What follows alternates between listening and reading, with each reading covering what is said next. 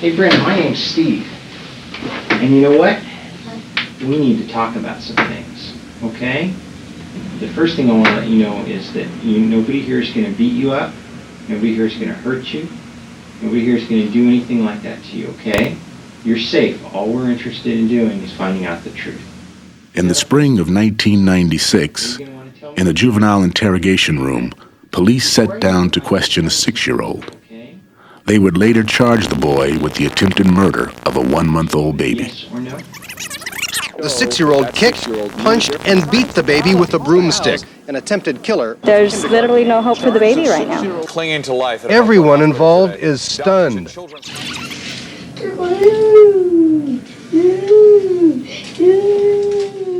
It was a case that shattered the very idea of childhood. How could someone so young be so violent? Some neighbors had described the boy as mean and a troublemaker. Very, very bad. He was the victim of a broken home, allowed to run the streets. He's not an evil child. And police say showed no remorse for the beating. He was mean. He sometimes. Can you show me how you kicked the baby? Show me. The crime set off a national debate. Should the 6-year-old be treated as a disturbed child or punished like a criminal? Good morning, I'm Ron Owens, this is KGO. He should be put away permanently if necessary because he is a danger. I don't think the kid knew exactly what he was doing. And You got to do something with this child. And This is not an anomaly. This is in some ways a very classic case. We've seen a big downshift in the age at which people are committing murder.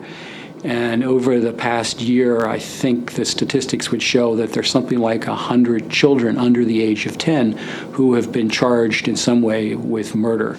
Can you show me how you hit her? Like that 3 times? Okay, so you hit her like that 3 times after you kicked her 2 times. Then what else? Funding for Frontline is provided by the Corporation for Public Broadcasting and by annual financial support from viewers like you. This is Frontline.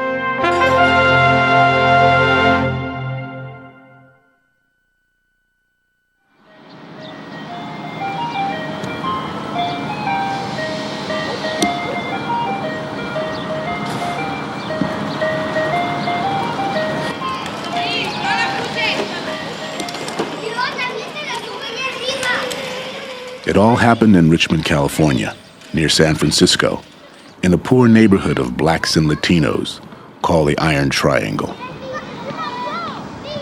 It began with a 6-year-old boy who wanted a big wheel, the favorite tricycle in his neighborhood. Late on a hot day, the boy's grandmother let him out to play while he waited for his mother to come home from work. The 6-year-old was soon joined by 8-year-old twin brothers, who were being watched by their older sister, Roxanne.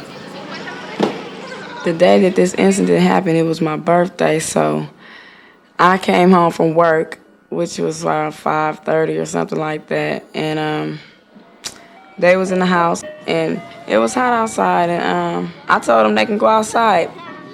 They was good, normal kids. I mean, I ain't saying they was perfect kids, but they was normal kids. Over here! Ricky! Down the street, the 3 boys were spotted by a neighbor, Ophelia Stringer. I was sitting on my porch. It was an average day, you know, everybody sitting outside, kids playing. You know, we were just sitting there. We saw them playing out all day. Later, outside this apartment building, another neighbor saw one of the boys hiding a big wheel tricycle in a bush. Suspicious, he rushed inside where he discovered a baby, bloody and unconscious. He ran outside and started screaming at the 3 boys. You know, they ran down here and they were like, I didn't, you know, it wasn't me, laugh. Because, you know, of course you react to a man coming outside yelling at you, and adults are going to ask questions like, what did you do to make a man react like that? And they were just like, I didn't do it, and laughing and joking. And they ran up and down the street, and then when they saw the police, they got scared and they ran in the backyard of the twins' house. Ignacio Bermudez and his wife had left the baby with their older daughter while they went shopping. I saw a lot of police by the house, and people were gathered around the house, right? And then I got closer and I asked the children, "What happened?" "Your boy," they said. "They hit him." "But all my children are here. It's not my child. All my children are here." I never imagined it was my youngest child. Bermudez rushed to the hospital, where his month-old baby boy was in critical condition with severe head injuries.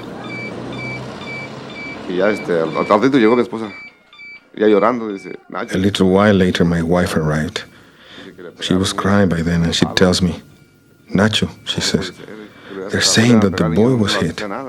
They say he was hit really bad with a stick, they say." No, that can't be. That someone would hit a child? A child doesn't do anything, right?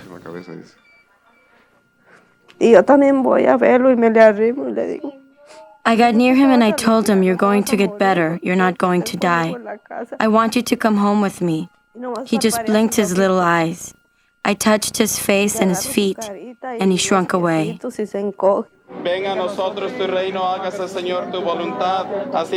As the baby clung to life, the people of the Iron Triangle gathered to pray for his survival and to wonder how this could have happened.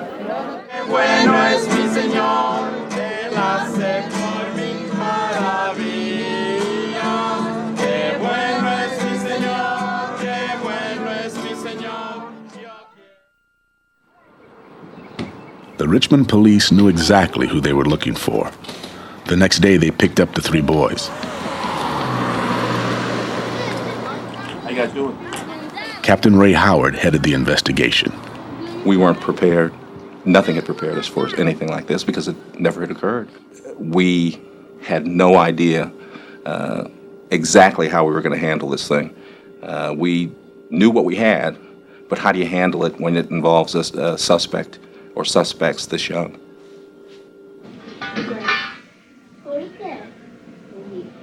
The police videotaped their interrogation of the boys. This is the first time those tapes have been seen.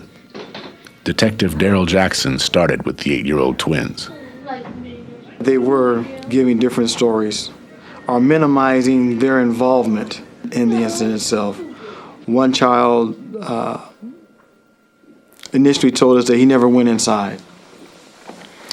Another stated that they just took the bike and he left. And then one of them put everything off on the other. So you walked into the bedroom? Yeah. Okay, so you did go in the bedroom. You talk to one kid, you may or may not believe everything he's telling you, but you take it and you set them down off and back with the rest of them, and you bring someone else in. Listen what that person has to say. And you say, "Well, so-and-so just told me this." Your brother told us earlier today that you were actually standing in the room with them when all this was happening. I wasn't in the room. Your brother said you were. You can't forget what you're involved in. You're still on a fact-finding mission. And as police officers, you have hearts. Some things you see, you want to break down and cry, but you can't because you have a job to do. And if you don't do your job, it doesn't get done. And I'm not going to talk to you. I'm not going to talk to you again. Huh? I'm not going to talk to you again. I'm going to give you one chance to tell the truth. And when you walk out that door, that's going to be your last chance. The twins finally confessed that they were in the apartment, but said it was the 6-year-old who had beaten the baby. Look at me. Are you telling me the truth or a lie? The truth. I don't believe you. I want you to tell me the truth, okay? He looked like a 6-year-old. He didn't look like and didn't act like a child who could commit this kind of an act. He looked like a kid who I might have taught in a Sunday school class, you know. How many times you kicked the baby? You kicked the baby around the head 4 times? Did you punch the baby too? How many times did you punch the baby? Huh? About 7 times? He tried to state that he just thought it was a doll. She didn't believe that it was actually a baby. Whether I believe that or not, I don't know. Can you show me how you kicked the baby? Show me. Just 2 times? Show me again. Show me how you did it. I'm still not convinced that these kids knew the gravity of what they were doing. To this day, I still don't believe they knew how bad this situation was in terms of what they did to that infant and what they did to themselves. This 6-year-old boy invaded basically another person's house and mercilessly beat an infant. And we have a responsibility in the interest of public safety to try to do something about that. And that's what we're trying to do here. You continue to prosecute this case? Yes. The prosecutor, Harold Jewett, decided to charge the 6-year-old with attempted murder. It doesn't matter whether you're 6 or you're 106. If you do something that hurts somebody else with knowledge of the wrongfulness of it, you're responsible for it, period. Bring your brother inside. Did he do it? I knew a different kid than I heard about in the news, where he was portrayed as being a sort of a menace to society or a danger because of his, they were worried about his impact on society, which I just found incredible. That wasn't the kid that I knew. Are you a monitor? Marco Gonzalez is principal of Lincoln Elementary School, where the 6-year-old attended kindergarten. Que quite la agua. Yes, sir. Oh, wait, don't. Oh, excuse me. What is going on between the two of you? Look, he got my brother like this and squares his neck and threw him down. I've seen other kids who kind of show a little more mean streak in them, a little more apt to react strongly to somebody else. If somebody pushes me, I'm going to turn and hit them. In fact, I didn't see him hit you, but I saw you hit him. You hit him right in the jaw just now. But that wasn't his nature as I knew it. He wouldn't necessarily turn around and say, was that an accident? But he wouldn't turn around and slug you just because you might have run into him. I guess I thought of him as a normal kid. Hyperactive, a little bit over-energetic. He liked to draw attention to himself, kind of goofing around, being a little bit of a class clown. Come on, you guys, quit playing around. But the boy did have some problems at school. Tests showed that he was mildly retarded and had to repeat kindergarten. Room 7. You're the point person. The monitor. I don't believe a 6-year-old understands the concept of life and death like we as adults know it. So I don't think that a 6-year-old, and this particular one, understood that what he did could lead to the death of a child. Did he believe he was able to shut the kid up because the kid started crying because the baby bassinet was apparently knocked over, and now there was a tip off that they were in the house that they didn't belong in, looking for a tricycle or a Hot Wheels. Yeah, I could believe that. But that he went in there with an intention to kill a baby? No way. I just don't think it's possible. I don't believe that that's what happened.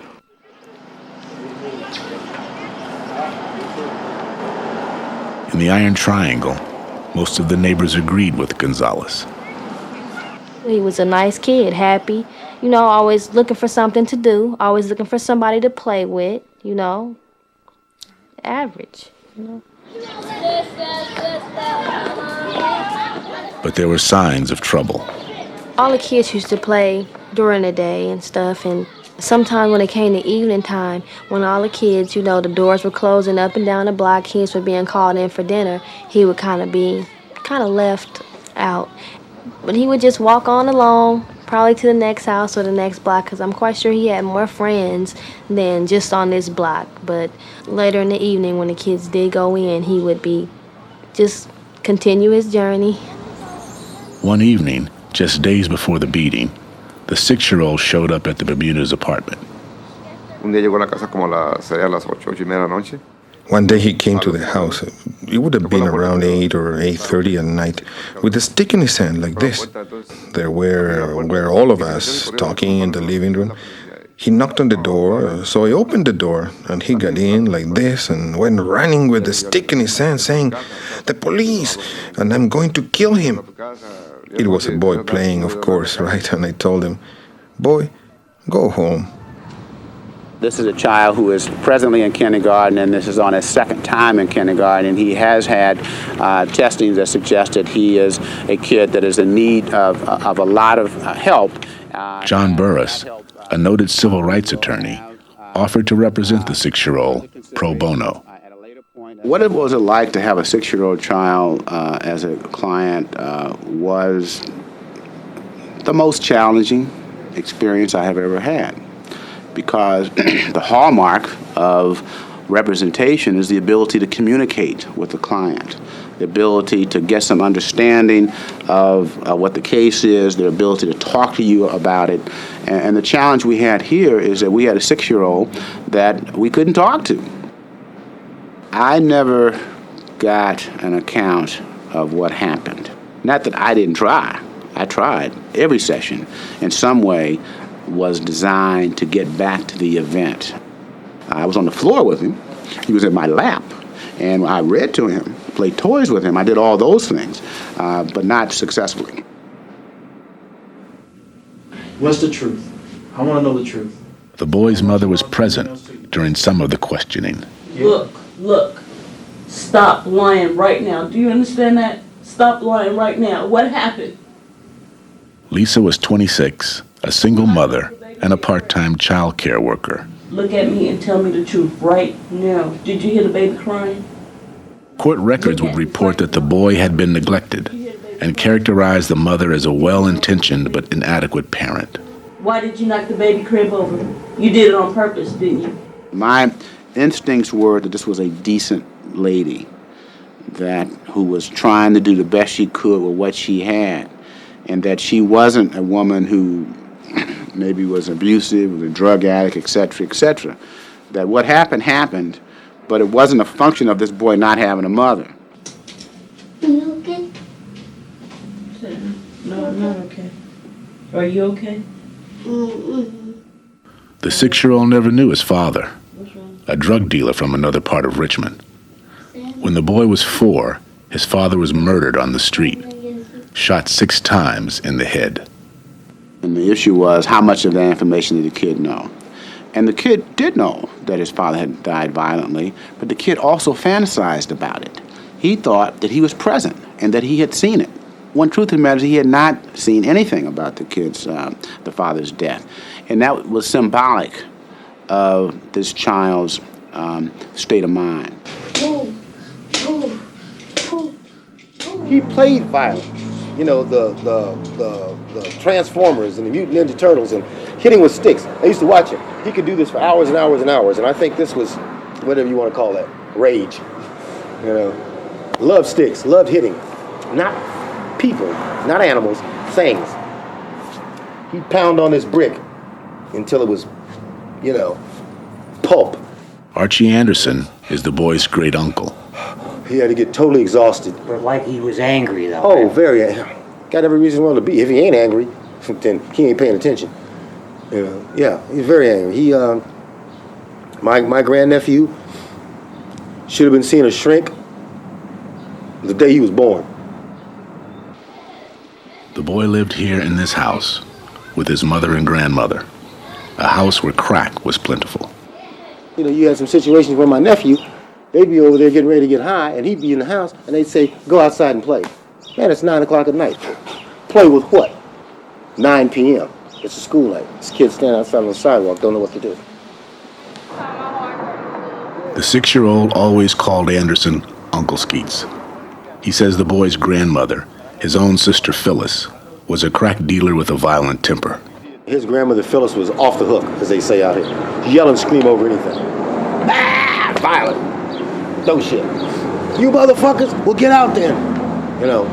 No cut right to the bone arguing with you. No holds back. You know how you don't want to say, you just, none of that. She just sliced you right up. Uncle Skeets says the boy's mother, Lisa, didn't use drugs, but she brought a series of violent boyfriends into the house. Brandon role modeled himself after Lisa's boyfriends, who all split her lip, put her in battered women's homes, choked her, threw glass at Brandon, yelled at him,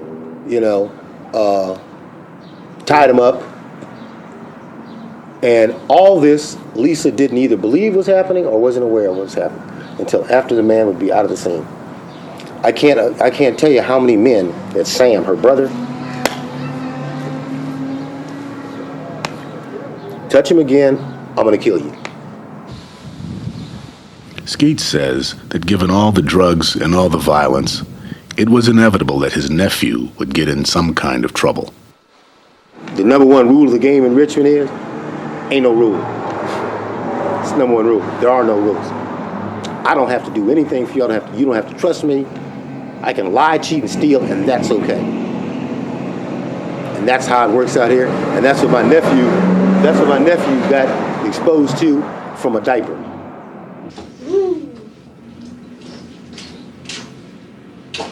We're learning more and more about what produces violence in children. Typically, there would be the child himself would have witnessed violence. The mother might have been beaten herself, and the child would have seen this, or and somebody would have beaten the child, whether it's the mother or the father or a live-in boyfriend who would have beaten the child.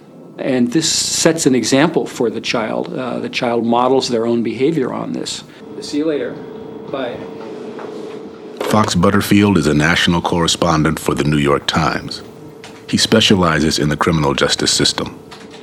Another thing which produces violence in kids, which is somewhat surprising to us, is if a child has a father who's in prison. This too can be a kind of powerful, if perverse, example, and the child starts to fantasize about the father, even the absent father, and wants to emulate him.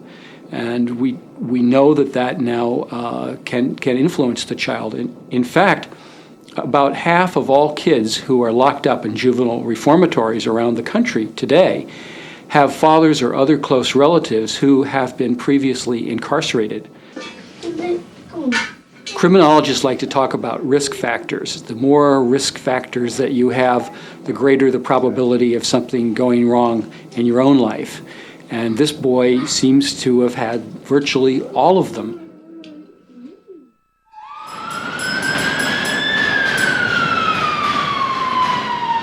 People from the Bay Area were shocked by the 6-year-old's brutal assault on the baby. But it was not the first time they were confronted with the horror of childhood violence.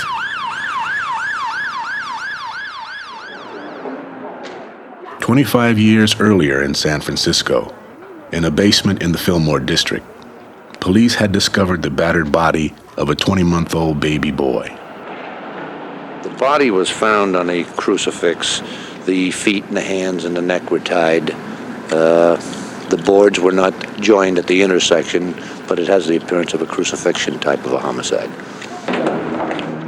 When the body was found, the baby had already been missing for 5 days. Police discovered that the baby was last seen with 2 young boys. The boys were brothers, 7 and 10, and they soon confessed to what came to be known as a crucifixion murder.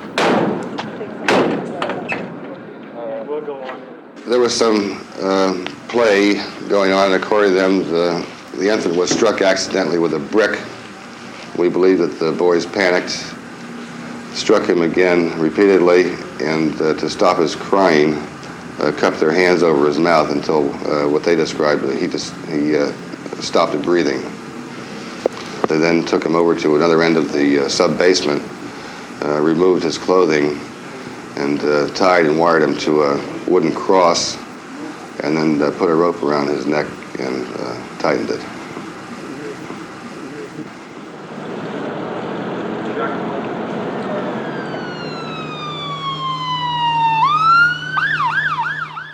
It gets hard when I have to, talk about it, or that the thoughts or images come to me. It gets really hard to put those away. But they're still there. I mean, they'll be there for the rest of my life. This man we call Bobby was a 10-year-old killer in the crucifixion murder. To protect his privacy, we have altered his appearance. Bobby still remembers the day 25 years ago when he and his younger brother Billy were playing in the park. I saw this kid playing by himself and went over and played with him for a little while, and And then we asked him where his mom was and didn't quite get an answer. So we took him by the hand and started walking around. And we asked a few people, and nobody knew.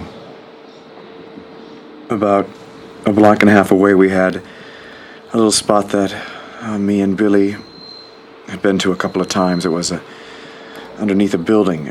It was kind of like a fort area, I guess. The baby started crying, and we tried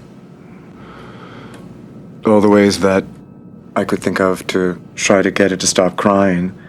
And I think eventually I just started to get mad that it wouldn't stop crying. I tried to use physical violence to make it be quiet. I think I slapped it, and it got worse. It started getting more physical and more violent. And where was Billy while this was happening, and how was he reacting to this? I think he didn't know what to think, really, at first. And I think seeing his big brother doing this probably felt like this was the thing to do and joined in. At that point, when I saw a bruised baby and it wasn't moving, and the only thing that I can think of was, I really didn't mean to do this. I didn't want this to happen. And I don't remember being very religious, but I felt like this was the only thing to do. And it was along the lines of resurrecting. I wanted it to be undone. I wanted the baby back alive. I wasn't absolutely sure it was dead, but it wasn't moving and it wasn't bruised. So I put it in a cross formation, and I hoped. Hope the baby would come alive. Yeah. Despite the horror of the crime, the baby's mother said she forgave the young killers and hoped they would receive the therapy they needed. 25 years ago, the public's mood was equally forgiving, but a lot has changed. Society has definitely become more punitive over the past 25 years, with kids in particular. We are trying more children as adults in adult criminal courts. We are giving them longer sentences. We are faced with more and more very violent children, and we're uncertain how to deal with them. We have not found very good answers, and it's profoundly scary. Howard Deering, you can't hide! We charge you with genocide! Howard Deering, you can't hide! We charge you with genocide! In 1996, the prosecutor's decision to charge the 6-year-old with attempted murder set off a public protest. Harold, do it! You can't! Harold! The attempted murder charge also ignited a debate among legal and mental health professionals about what to do with the 6-year-old. From the prosecutor's point of view, he wanted what we consider to be a finding, a determination in the criminal side of the juvenile justice system that this boy had committed a crime. That's what he wanted. And he wanted to be able to do that and to use it in a political way, to show that he was tough on crime, and regardless of the age of the person, they were going to be punished in his court. I felt it was important that the other kids in his neighborhood or wherever he is living be protected from him. He has a complete lack of remorse, at least he did during this time, and a history that suggests that there's no impediment to his reoffending. And it was clear that something had to be done before somebody else got hurt. We had a kid in trouble. That meant to me that you don't punish the kid in trouble like he's a criminal. What you then do is, how can we address ourselves to that need? We're here because we need to find out the truth. We don't want to hear any more lies. We hear lies every day. As the case proceeded, the performance of the police also came under scrutiny. When the videotapes were brought to my office and I had an opportunity to review them, and review them in the context of legal significance, I was really shocked. Shocked in the sense that this young boy was being interrogated by seasoned police officers as if he was a 20-year-old. There was no real efforts made by the police agency to give due recognition that they were really talking about a 6-year-old. Are you going to want to tell me the truth? Good. Before I do, I need to tell you some things, though, okay? He was not being overbearing in any way. It was not my impression at all that he was trying to intimidate or otherwise coerce, in some sense of the word, any information from the kids. And I thought they did a great job. Do you know what a lawyer is? That's somebody who will help you and represent you in court and things like that. And your mom knows what a lawyer is, and since she's here, I'll tell her too. That you have the right to have a lawyer with you before and during any questioning. We all recognize that one of the most sacred principles that we have here is called the Miranda warnings, that a person cannot be compelled to give testimony or even talk without a clear understanding of his legal rights. Well, Miranda requires that it's a voluntary waiver and a clear understanding of what those rights are. There is no way in snowball in hell that this 6-year-old ever understood what his legal rights were. And at any point, anything, he would only nod when the weight and the presence of the law was on him. Do you want to tell me the truth? Can you say yes or no? With your mouth instead of your head? The central question in the case would become whether the boy was competent to stand trial. The juvenile court judge decided to appoint 3 mental health experts to answer that question. One of them was Dr. Martin Blender, a forensic psychiatrist who reviewed the police videotapes and spent an hour with the boy at juvenile hall. I must say, in truth, I was surprised after I completed my assessment to find the 6-year-old competent. My bias going in was, this is ridiculous. How can a 6-year-old be competent to stand trial? How could he have even understood what he was doing, no less what a trial is all about? But the kids watch television, they watch the cop shows, they watch the lawyer shows, or they may not watch them like they watch Sesame Street, but the kids are tremendously aware these days. So this kid certainly was aware that he was in deep trouble and that there were certain procedures that were likely to befall him. The other experts, including Dr. Edward Hyman, a child psychologist, disagreed. There's a real question in my mind, not in terms of soft, humane factors, but rather just in terms of what developmental studies tell us about children. Whether a 6-year-old should even be involved at any level in juvenile justice system.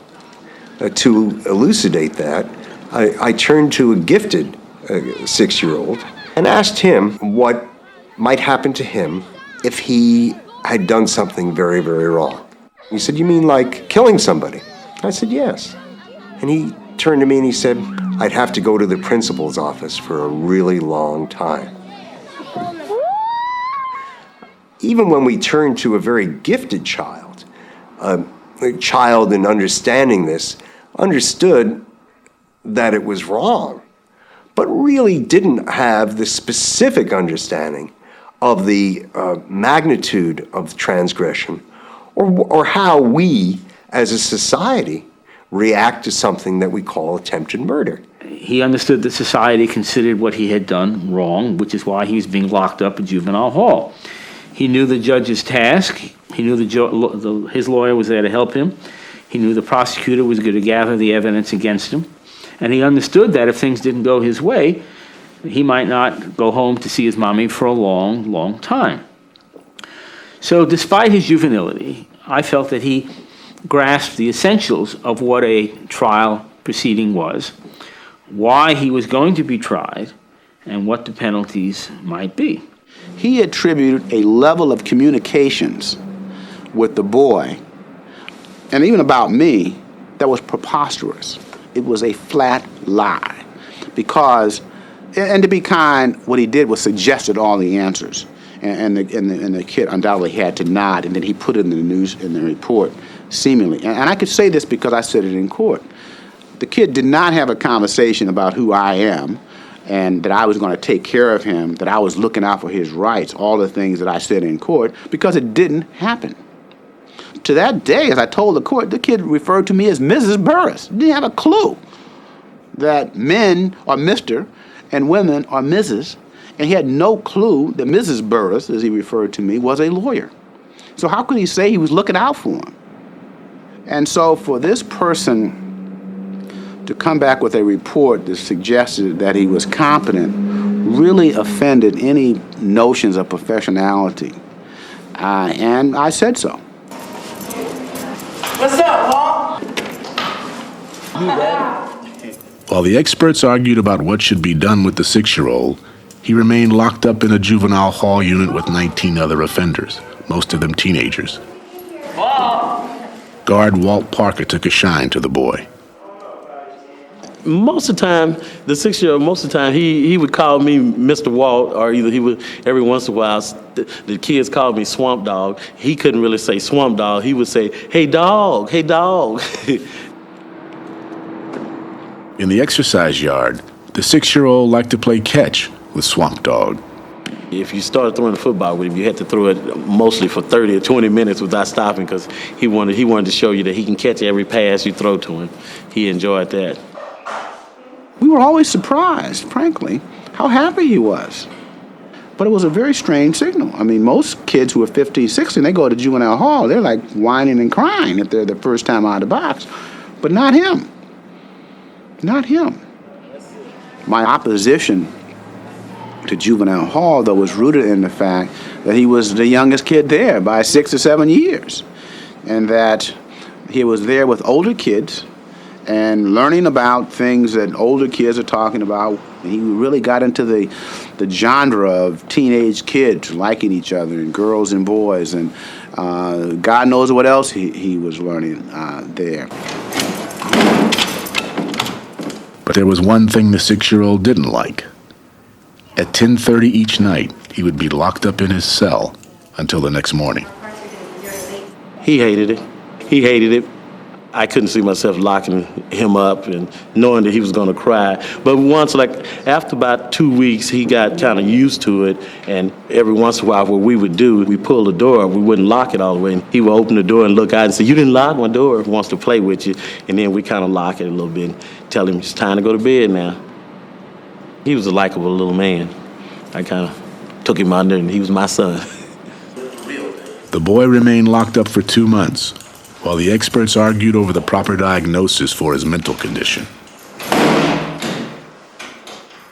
He had a somewhat ominous track record even before he committed this. He was something of a bully back at school, fascinated with guns.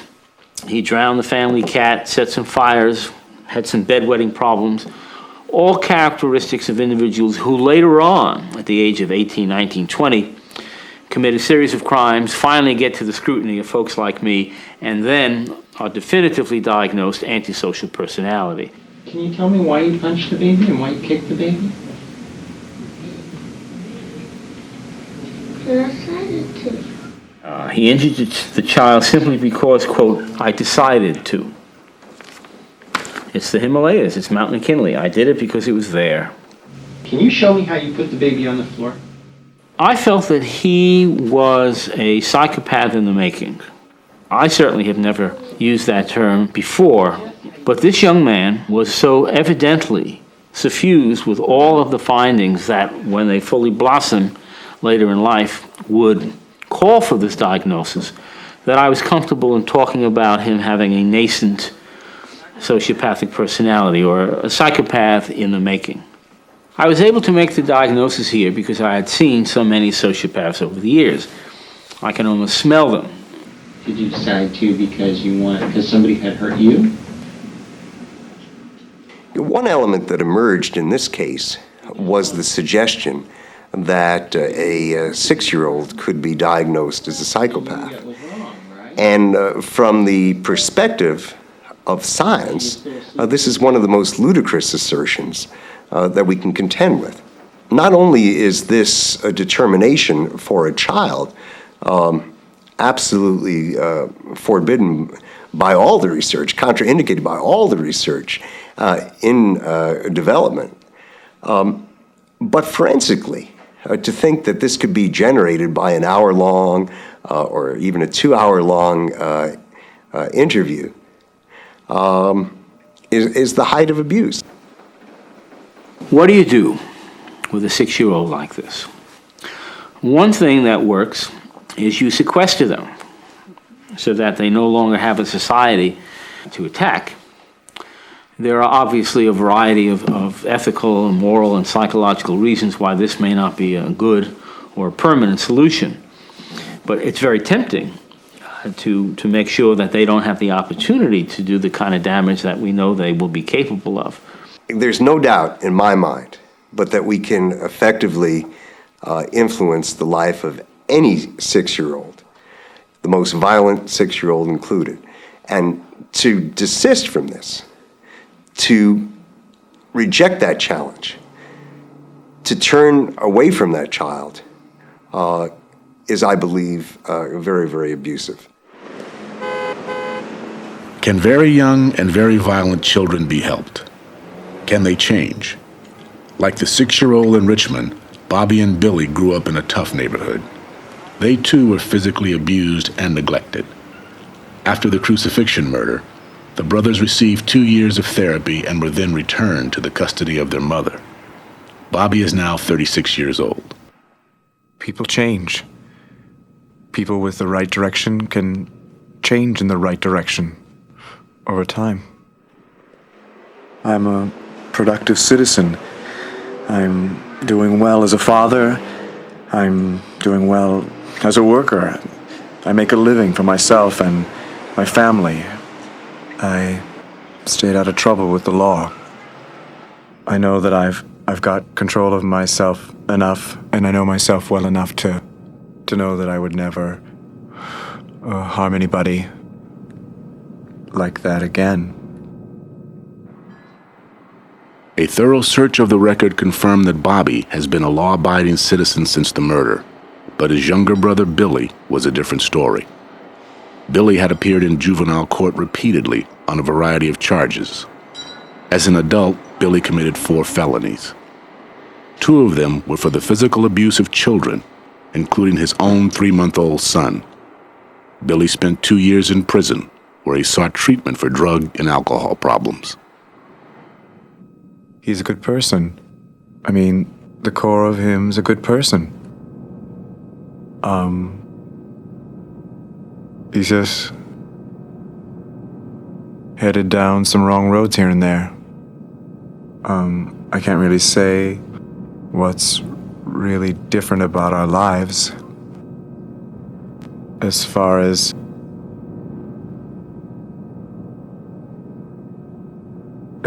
how he handled the past. I know it probably had a deeper effect. It most definitely had a different effect on him when he was younger, but our environments were similar enough. That's the hard question. I really don't know how to say why. I think Bobby and Billy represent where we are, which is that, I mean, there's some can be changed and some children obviously can be saved, and that's the wonderful hope, and some it's very difficult to save, and we still don't know precisely why. Can you show me how you kick the baby? Show me. Generally, as a rule of thumb, the earlier the kid starts and the more violent the offenses that the kid commits at that early age, the more difficult it's going to be to change them, and the more offenses they're likely to commit later.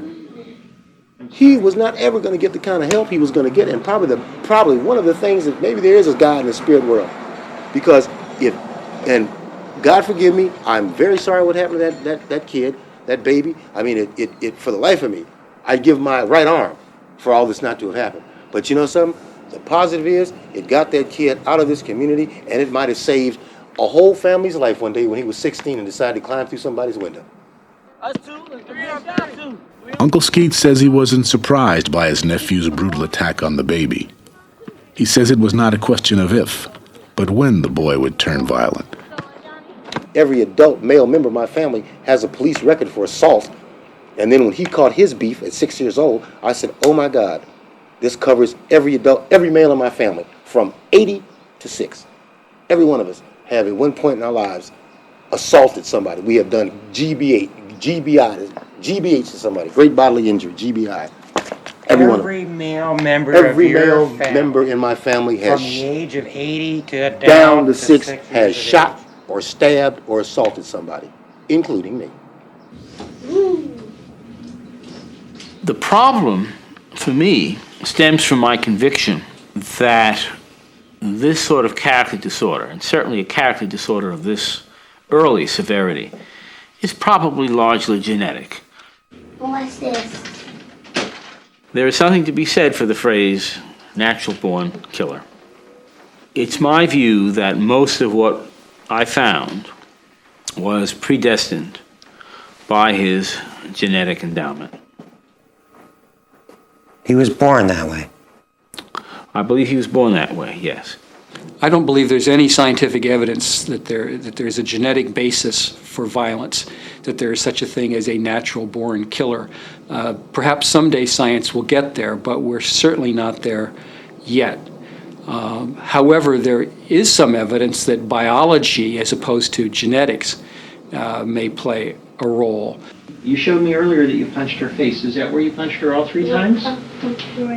Right there. For example, a boy like this boy, watching his mother be beaten or himself being beaten, that kind of environmental stress can actually produce a biological change in the boy, can have some effect on a child's brain. So it's not nature versus nurture. It's not one or the other. It's a combination of the two. The boy's mother and family friends came to court for this crucial ruling on whether the 6-year-old is competent to stand trial for assault. After 2 months of psychiatric debate and legal maneuvering, the judge finally ruled in the case of the 6-year-old. He said the boy was not competent to stand trial and suspended the criminal charges indefinitely. But he also ruled that the boy should be removed from the custody of his mother on the grounds that she had provided inadequate supervision. The boy was transferred to a group home for disturbed children to receive intensive therapy. You know, I'm glad that he's getting help that he needed, and he's not like locked up like a criminal, which he isn't, and, get the help that he needs. So he'll be able to come home soon, when he gets better. But the prosecutor said he would still press charges if the boy were later judged competent. We are not looking to just, separate this child from his mother out of some base desire to hurt him or something. We want to help him. But I'm persuaded, based upon everything that I've read, that it's counterproductive to return him back to home when he so desperately needs a professional assessment and influence in his life that apparently he didn't get or didn't want while he was still living at home. And I don't think you can do that overnight. I think it's a long, slow, brick-by-brick process that will take years. And if years go by and we see progress, then it may be at that point we'll say, okay, there's no further good that can come out of continuing this criminal prosecution, and justice dictates that we let it go. But it's going to take years before we reach that point, in my mind. It doesn't end the case, but it does give me what I wanted to get done, and that is that he gets treatment, he gets help, and sort of away from the glare of the publicity, away from everyone asking questions about it, and for the treatment to go forward, and that's what's happening now. Bundled in a blanket, fast asleep in his mother's arms, 2-month-old Ignacio Bermudez Jr. left Children's Hospital in Oakland today. Doctors say the baby's condition is stable enough to allow Ignacio's parents to take care of him. The areas that have been damaged are permanently damaged, and he has had a severe brain injury, and multiple areas of his brain on both sides of the brain have been injured. Nachito, ¿qué tienes? A year later, the baby's condition hasn't improved. He still can't sit up and suffers from seizures. The doctors fear he may never learn to walk or talk. Bien, Nachito. Digo, a lo mejor así se va a quedar toda la vida, ¿entiendes? Y va a ser triste para él. Maybe he's going to be like that all his life, you know. It's going to be sad for him like it will be for us. And sometimes it makes me want to cry. And I cry, see? But there's nothing you can do. It's total sadness.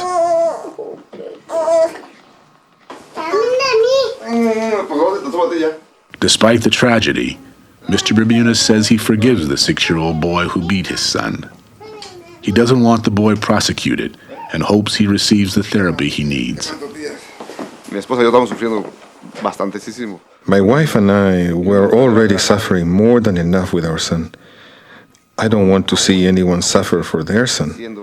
Even the son who hit my child, I don't want him or his mother suffering, because I think that what we were already suffering was enough. Freeze! How about these? Oh, freeze! Police. The prognosis for the 6-year-old is also guarded. After 9 months of intensive treatment, therapists report he is only now beginning to talk about the physical abuse he suffered. And so far, they say, he hasn't responded well to therapy. Freeze! I want my sister to come out here. What are you talking doing freezing? Given the severity of his disorder, I tend to be pessimistic that we're going to make enough of a change to substantially improve his chances of leading a productive life. You think they're going to crash? They going over for the crash? I think the kid can be saved. I'm confident that we can put him on the right track so that he can be a good citizen as he grows up. But we know it's a long process. The kid has suffered a lot. Suffered in ways that probably are unimaginable for us to think. And so we have to undo that. I continue to hold hope for Brandon T., just like I was holding hope for Ignacio Bermudez, that he will come around. And I don't want to condemn him by saying no matter what we do, he will kill again. Time will tell, I guess.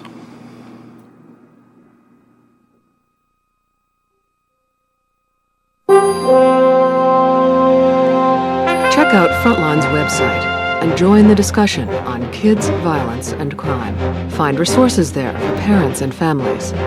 There's a Q&A forum with national experts about what puts a child at risk. And can a violent child be saved?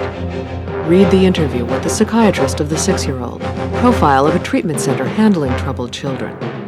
Explore Frontline online at www.pbs.org.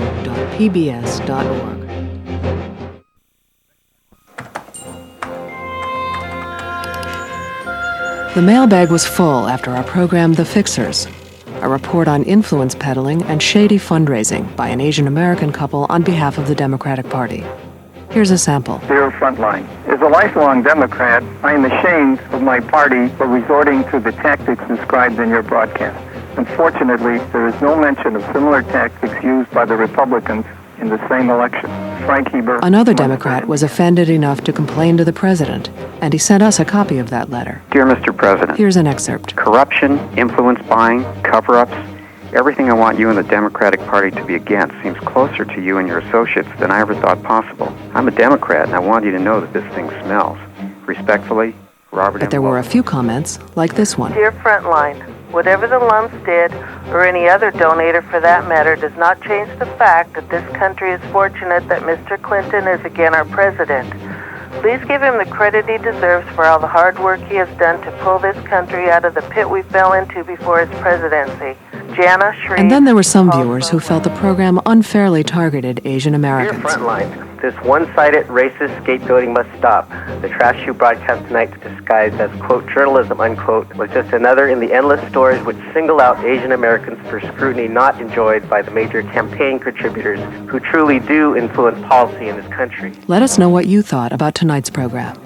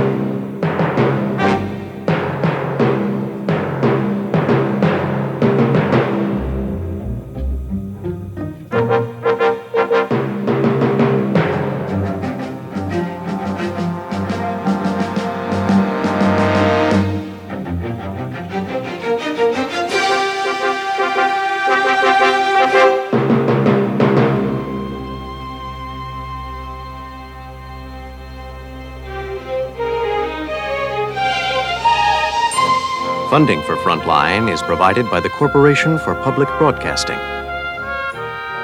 and by annual financial support from viewers like you.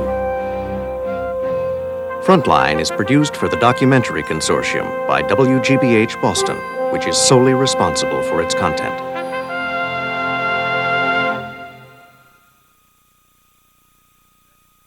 For videocassette information about this program, please call this toll-free number, 1-800-328-PBS1.